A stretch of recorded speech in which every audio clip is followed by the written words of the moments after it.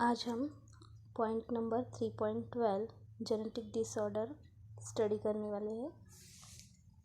तो exact genetic disorder क्या होते हैं?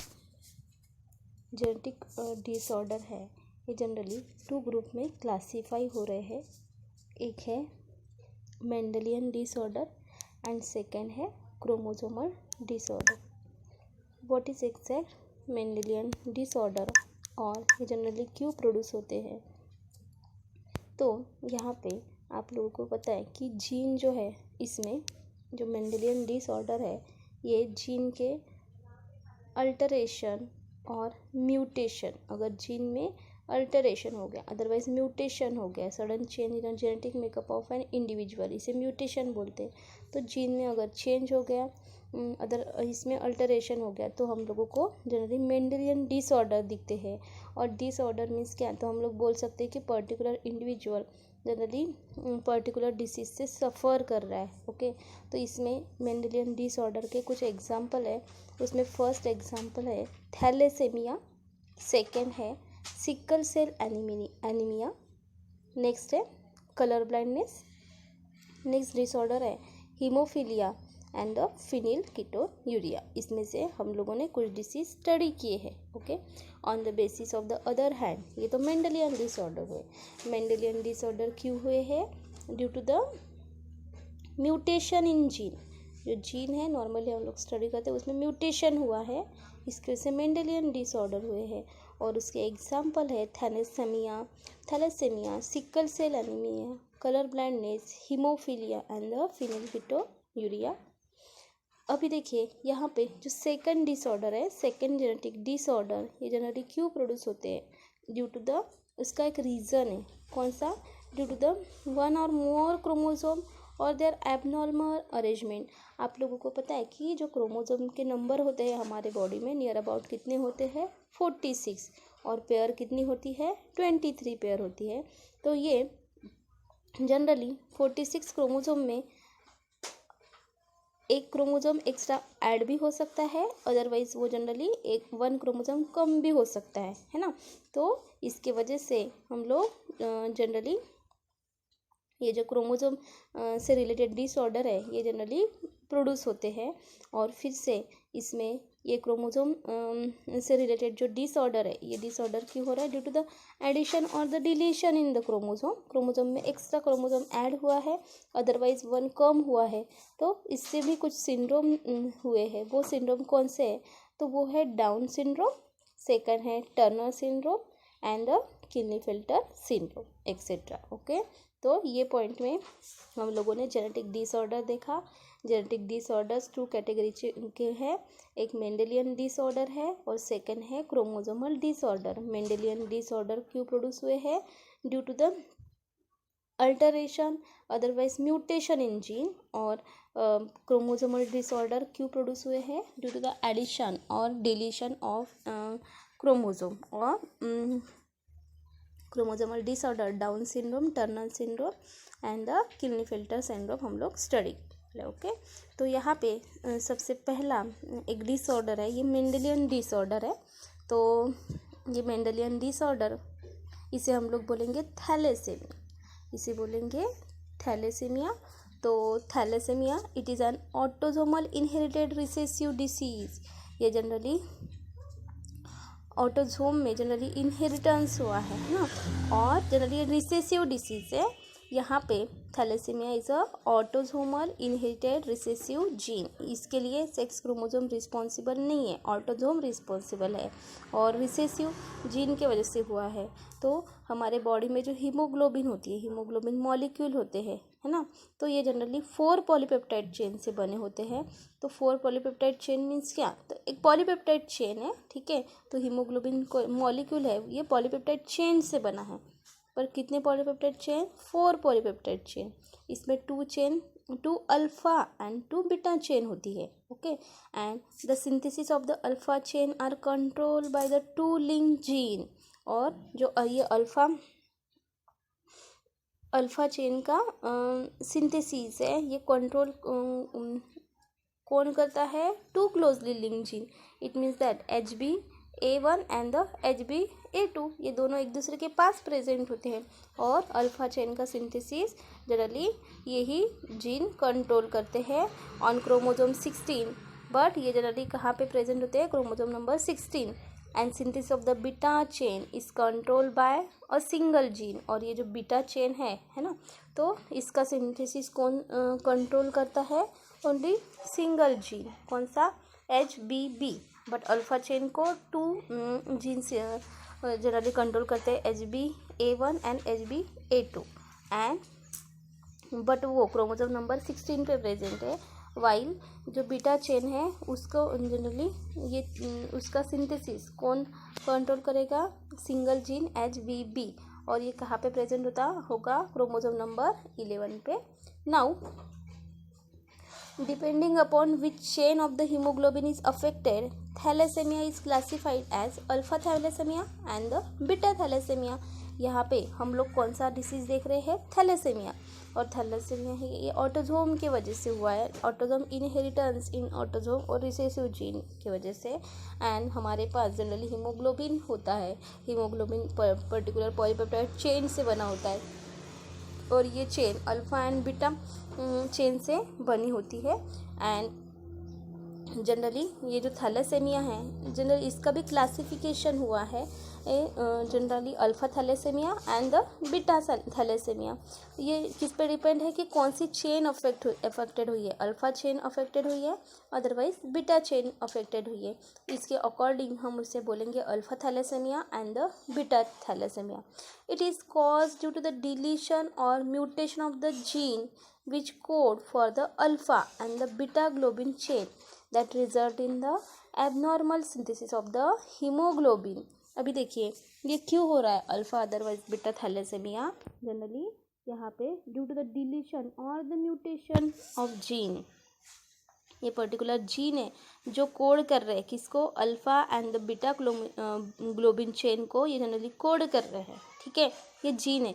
बट इसमें क्या हो रहा है, डिलीशन हो रहा है, अदरवाइज ये जीन में क्या हो रहा है, म्यूटेशन हो रहा है। इसके वजह से जनरली ये थैलेसेमिया प्रोड्यूस हुआ है, और जो पर्सन को थैलेसेमिया है जनरली इसमें कुछ सिम्टम्स दिखते हैं, वो जनरली एनीमिक होता है, एनीमिया, ओके। और उसके बाद जनरली एनीमिया मीन्स क्या, वीकनेस। हम लोग देखते हैं कि कुछ भी वर्क करते हैं तो उसे जनरली वीकनेस आता है। नेक्स्ट पेल येलो स्किन कैसी होती है, पेल मीन्स क्या, तो हम लोग बोल सकते हैं कि स्किन का कलर बहुत ही डल है ना, पेल येलो स्किन हो जाती है। नेक्स्ट है change in size and shape of the RBCs। हमारे बॉडी में जो RBCs प्रेजेंट होते हैं, रेड ब्लड कार्पसल्स जो प्रेजेंट होते हैं, उसमें उसका साइज एंड शेप भी क्या हो जाता है, चेंज हो जाता है।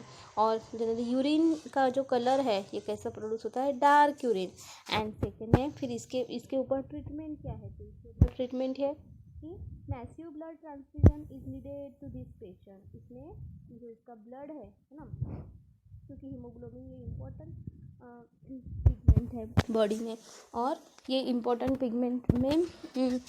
इम्पोर्टेंट पिगमेंट का प्रोडक्शन होना बहुत इम्पोर्टेंट है, और इसके वजह से RBCs जो है ना, इस पर भी अफेक्ट होता है। इसके वजह से जनरली पेशेंट को जो ब्लड है वो ट्रांसफ़र करना पड़ता है। और thalassemia is differ from the sickle cell anaemia.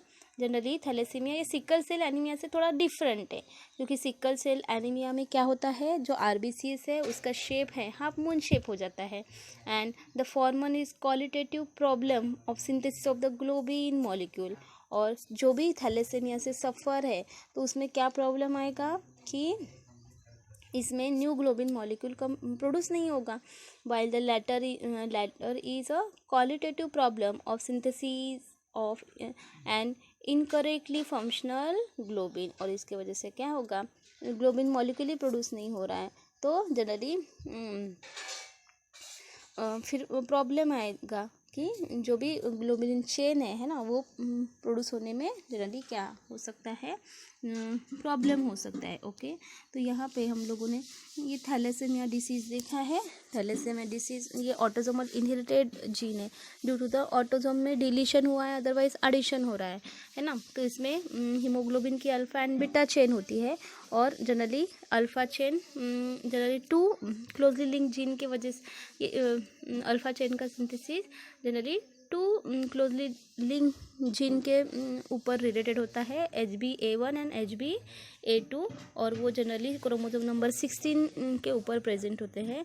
And generally beta globulin chain है, इसको कौन कंट्रोल करता है? एक सिंगल जीन कंट्रोल करता है, HbB, और ये क्रोमोसोम नंबर 11 पे प्रेजेंट होता है। एंड जनरली कौन सी अल्फा चेन अफेक्ट हुई है कि बीटा चेन अफेक्ट हुई है, उसके ऊपर डिपेंड है कि थैलेसेमिया कौन सा है, अल्फा थैलेसेमिया है, अदरवाइज बीटा थैलेसेमिया है। एंड इसमें हम लोग देखेंगे जो भी चेन अफेक्ट हो रही है, तो उसमें हम लोगों को एबनॉर्मल हीमोग्लोबिन का सिंथेसिस दिखेगा। एंड जनरली जिसे भी थैलेसेमिया हुआ है, ये पर्सन जनरली एनीमिक दिखेगा। उसके बाद हम लोग देखेंगे कि इसमें पेल येलो स्किन हो जाएगी। उसके बाद change in size and shape of the RBCs का शेप एंड साइज भी जनरली क्या हो जाएगा? चेंज हो जाएगा। और वो पर्टिकुलर पर्सन को अगर थैलेसेमिया हुआ है, तो इसका जो ब्लड है वो ट्रांसफ़र करना पड़ेगा, है ना। तो न्यू ब्लड उसको देना पड़ेगा। एंड जनरली ये सिकल सेल से थोड़ा डिफरेंट है, क्योंकि सिकल सेल एनीमिया में हम लोगों ने हाफ मून शेप आरबीसीएस देखी है। और जनरली जो भी पर्सन सफ़र हो रहा है थैलेसेमिया में, इसमें generally few globin molecule synthesis हो गए, ज़्यादा नहीं। एंड जनरली उसमें फिर बहुत सारे जनरली प्रॉब्लम भी आ सकते हैं। ओके, तो ये हुआ मेंडेलियन डिसऑर्डर। ऑटोसोमल जीन है, ऑटोसोमल जीन में प्रॉब्लम होने की वजह से ये थैलेसेमिया प्रोड्यूस हुआ है। और हम लोग देखेंगे अभी नेक्स्ट सिंड्रोम, डाउन सिंड्रोम, और ये जनरली क्रोमोसोमल डिसऑर्डर से प्रोड्यूस होने वाला क्रोमोसोम में extra addition, otherwise deletion of chromosome, इसकी वजह से हम लोगों को डाउन सिंड्रोम दिखेगा। और डाउन सिंड्रोम प्रोड्यूस हो सकता है, और इससे ही डाउन सिंड्रोम को हम लोग क्या बोलेंगे? ट्राइसोमी 21। इसे क्या बोलेंगे? ट्राइसोमी 21 बोलेंगे। ओके, तो यहाँ पे ट्राइसोमी 21 क्यों बोला है? कि यहाँ पे ये जो 21 नंबर का क्रोमोसोम है, ओके, ट्राइसोमी मीन्स 3, ओके, तो हमारे बॉडी में नियर अबाउट 46 क्रोमोसोम होते हैं, ठीक है। तो यहाँ पे इंस्टेड ऑफ द 46, यहाँ पे ये ट्राइसोमी जो पर्सन को डाउन सिंड्रोम दिख रहा है, उसमें टोटल 47 क्रोमोसोम होते हैं। तो 47 क्रोमोसोम कैसे आए? तो जो हमारे बॉडी में 21 नंबर का ये जो क्रोमोसोम आप लोगों को दिख रहा है, देखिए हम लोगों को दिख रहा है 1 2 3 4 ऐसे क्रोमोसोम के नंबर दिख रहे हैं ना, 16 नियर अबाउट 22। ओके, तो यहाँ पे 21 नंबर का क्रोमोसोम है, तो उसमें ये जनरली ऑल क्रोमोसोम 2 कॉपीज़ में प्रेजेंट है, बट ये क्रोमोसोम कितने कॉपीज़ में प्रेजेंट है? 1 2 3, तो 3 कॉपी में प्रेजेंट है। इसकी वजह से हम लोग क्या बोलेंगे? इसको ट्राइसोमी 21 बोलेंगे। ठीक है, समझ में आया है? Trisomy 21। Now Down syndrome is name after the physician John Langdon Down, who was first described this autosomal chromosomal disorder in 1866। देखिए, ये डाउन सिंड्रोम फर्स्ट एक पर्टिकुलर फिजिशियन था, कौन सा? जॉर्ज जॉन डाउन, और जनरली इसने फर्स्ट डिस्क्राइब किया था ऑटोसोमल क्रोमोसोमल डिसऑर्डर। ये जो ऑटोसोमल क्रोमोसोमल डिसऑर्डर है, ये 1866 में ये फर्स्ट इसने डिस्कवर किया था, फर्स्ट डिस्क्राइब किया था। एंड जनरली ये सिंड्रोम जो है, ये जनरली क्यों प्रोड्यूस हो रहा है? Due to the extra copy of the chromosome number, due to the extra copy of the chromosome number 21।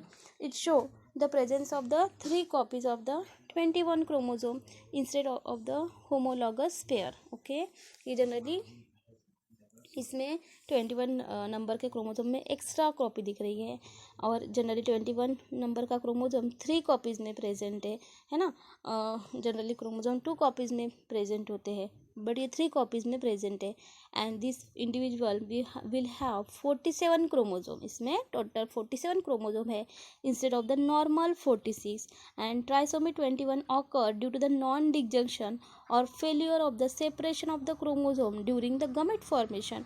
आप लोगों को पता है जब गमेट फॉर्म होते हैं तब क्या होता है कि क्रोमोजोम का सेपरेशन होता है ना। तो यहाँ पे क्यों हो रहा है, क्योंकि नॉन डिसजंक्शन और जनरली क्रोमोजोम के सेपरेशन होने में प्रॉब्लम आ रहा है, इसकी वजह से ये ट्राइसोमी 21 प्रोड्यूस हुआ है। The incidence of the non disjunction is distinctly higher in mother who are over the 45 year old. Yes, इसमें जनरली पर्टिकुलर मदर है ना, तो उसकी एज जो है नियर अबाउट 45 के ऊपर है, तो ही ऐसे पर्सन में हम लोगों को डाउन सिंड्रोम दिखता है। ऐसे मदर में मदर के जो भी इंडिविजुअल प्रोड्यूस होंगे उसमें हम लोगों को डाउन सिंड्रोम दिखेगा। दीज पेशेंट हैव माइल्ड और moderate mental retardation and the skeleton development is a poor. इसमें जो मेंटल रिटार्डेशन होगा ये कैसा होगा, माइल्ड होगा, अदरवाइज मॉडरेट, बहुत ज़्यादा भी हो सकता है और कम भी। और जनरली इसका स्केलेटन डेवलपमेंट है, ब्रेन की डेवलपमेंट है, वो कैसे होगी, पुअर होगी।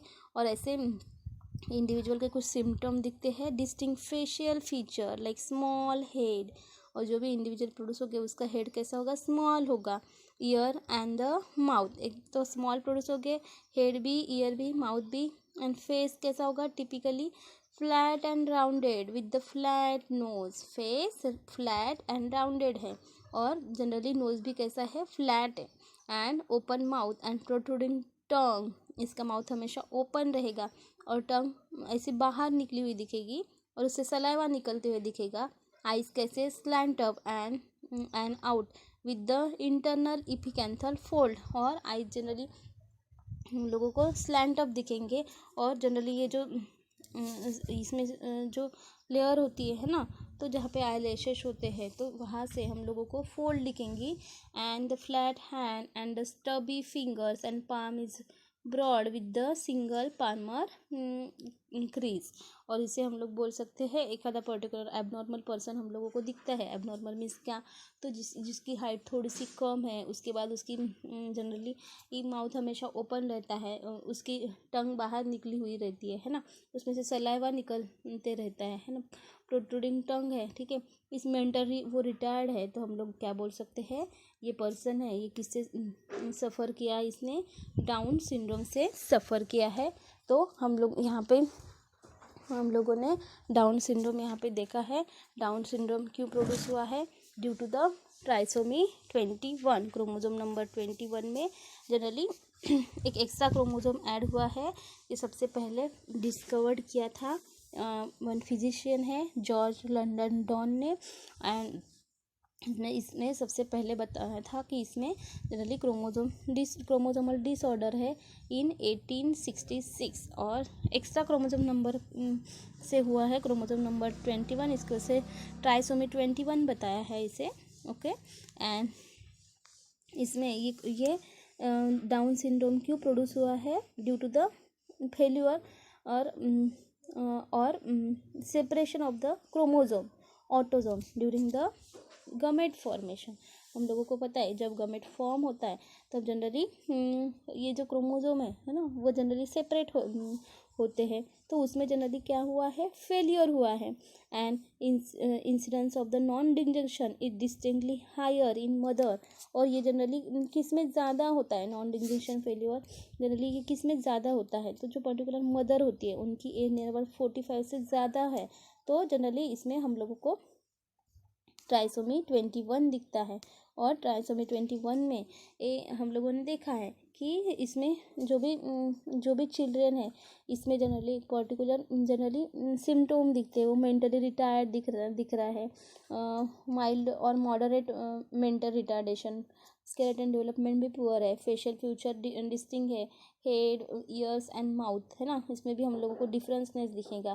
फेस टिपिकली फ्लैट दिखेगा, राउंडेड दिखेगा, एंड नोज भी कैसे रहेगा फ्लैट रहेगा। माउथ हमेशा जनरली कैसे दिखेगा, ओपन दिखेगा। नेक्स्ट सिंड्रोम है टर्नर सिंड्रोम, और इसे हम लोग बोलेंगे X monosomy, XO female, okay. तो यहाँ पे फिर से it is a sex chromosomal disorder causes due to the non disjunction of the chromosome during the gamete formation. फिर से यहाँ पे एक्सओ मीन्स अब्सेंट, ओके। तो वन क्रोमोसोम इसमें अब्सेंट, क्यों? क्योंकि जनरली जब नॉन डिंजंक्शन हुआ था वहाँ पर भी फेल्योर हुआ है, इसके वजह से individual born with the Turner syndrome has a 44 autism with XO they are phenotypically female and they have the short stage, है ना। अभी इसमें 44 क्रोमोसोम ऑटोसोम है एंड 1 एक्सो मीन्स क्या 46 क्रोमोसोम, जनरली एक क्रोमोसोम इसमें अब्सेंट है, ओके। और जनरली ये इसमें जनरली टर्मिनल सिंड्रोम से जो भी इंडिविजुअल है ना, तो मोस्ट ऑफ द जनरली कैसे है, फीमेल है, they are female, okay. And they have a short stage height, इसकी हाइट जनरली शॉर्ट है एंड नेक कैसी है, वेब है ना। नेक्स्ट है lower posterior hair line. Next है broad shape chest and poorly develop ovaries and breast and low intelligence. Totally Turner syndrome में इसे एक्स मोनोसोमी बोल सकते हैं, क्योंकि फीमेल में ये जनरली टर्नर सिंड्रोम फीमेल में दिखती है। और फीमेल में आप लोगों को पता है कि XX दो, यहाँ पे XX 2 क्रोमोसोम प्रेजेंट होते हैं, बट XX फीमेल में XX और मेल में क्या प्रेजेंट होते हैं, X एंड Y। तो यहाँ पे XO मीन्स ये एक क्रोमोसोम अब्सेंट है, इसके से मोनोसोमी बोला है। और ये क्यों हो रहा है, due to the non disjunction of the chromosome during the gamete formation. And generally जो भी इंडिविजुअल बॉर्न हो रहा है विद द टर्नर सिंड्रोम, उसमें 44 एटोसोम होते हैं and 1 X O means 1 X chromosome absent होता है। और जनरली क्या होती है, फिनोटिपिकली फीमेल होती है और उसमें हाइट फीमेल की कम होती है और उसकी नेक है ना, वेव दिखती है या फिर फोल्ड दिखती है and the posterior hair line है वो लोअर होती है। नेक्स्ट है ब्रॉड शील्ड शेप चेस्ट के सब थोड़ा बड़ा होता है। पुअरली डेवलप ओवरीज की डेवलपमेंट पूरी नहीं होती and breast and low intelligency, okay. तो यहाँ पे हम लोग नेक्स्ट जो सिंड्रोम है क्लिनेफेल्टर सिंड्रोम, हम लोग नेक्स्ट क्लास में स्टडी करेंगे।